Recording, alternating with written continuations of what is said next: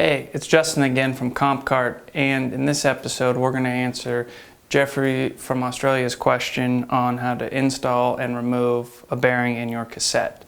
It's actually a pretty simple process, and there's very few tools that you need. First thing that you're going to need is some sort of vise. This is just a vise that we mounted to one of our carts. You may have it on your workbench. This is probably a little bit larger than what you need. You're going to need, depending on if you have a 50 millimeter bearing, a 40 millimeter bearing, or a 30 millimeter bearing. The process is the same, but I recommend that you have an axle, which we're going to use as a lever to put the bearing in a little bit later here. So make sure you have an axle that matches the same size as your axle bearing. Depending on your cassette, you need to isolate where the pinch bolt's at in your cassette. Most all cassettes will have a pinch bolt.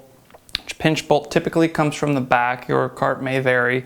You'll notice there's a little bit of a relief here in this cassette on the comp cart. The relief may be in a different spot on your cassette. And what happens is once you put the bearing in, you actually tighten this pinch bolt, and that kind of holds the bearing in place.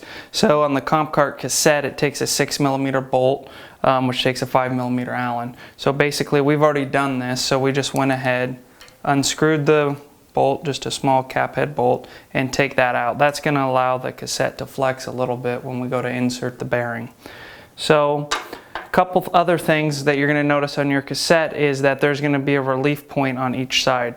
The relief point's pretty easy because typically your cassette is finish machined, and it'll be typically have a silver or natural material, where the relief points will still have the anodizing, whatever color your cassette's anodized.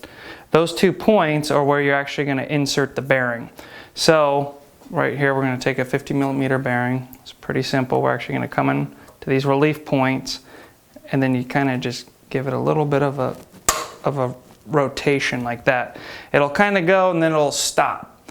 That's a good thing, assuming that your cassette will actually be able to put the bearing in. So what we need to do is create some leverage to be able to get this pressed in there. So this is where I highly recommend just using an axle. Typically we like to use a new axle. There's some special tools out there as well. New axle means that you're not going to mar up or create any issues with the inside of your bearing. So we'll go ahead and insert the bearing or the axle into the bearing, and then we're just going to give it a little bit of a tweak just like that. And once we've brought the bearing to where we feel like it's in its natural position with the same amount of material on all 4 sides, which this is, it'll take you a little bit of practice. Now your bearing's pressed in there. With that being done, the next step is what I like to do is just insert your pinch bolt right in the back of your cassette. I like to leave this loose because when you go to actually drop this in your chassis and fit the axle, if you'll remember from our axle assembly video, you'll want the bearing to move a little bit. So after that axle's actually fitted in the chassis, then you'll give all of your pinch bolts a tighten, and that's pretty much how you install a bearing.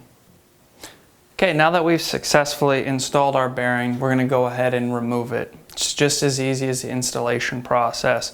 First, we're going to go ahead and remove our pinch bolt, which is going to make the bearing a little bit easier to take out. So we took that out with our 5 millimeter Allen, 50 millimeter bearing, so we grab the matching size axle. We're going to place the axle inside the bearing again, use it like a lever, and with a little bit of luck, be able to lift it up as so, being able to pull the axle out.